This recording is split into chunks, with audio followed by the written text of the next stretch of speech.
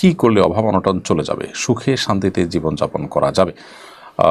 ভাই মাহবুব হোসেন সাব্বির, অভাব অনটন দূর হওয়ার জন্য, সুখ শান্তি আসার জন্য আল্লাহ সুবহানাহু ওয়া তাআলার উপর ভরসা করে হালাল উপার্জনের জন্য সর্বোচ্চ লেভেলের সিরিয়াস থাকতে হবে আপনাকে। ফরজ ইবাদতের পরে আপনি সবচেয়ে বেশি সিরিয়াস থাকবেন হালাল উপার্জনের জন্য।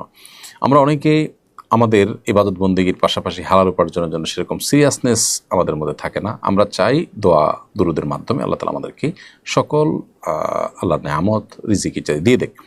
আল্লাহ চাইলে দিতে পারেন, কিন্তু এটা আল্লাহ তাআলা সুন্নাহ বা নিয়ম নয়। সুন্নাতুল্লাহ ফিল আরদ বা পৃথিবীতে আল্লাহর নিয়ম হলো যে যে পরিশ্রম করবে তাকে আল্লাহ তাআলা ফসল দিবেন। অতএব আমাদের পরিশ্রমী হতে হবে।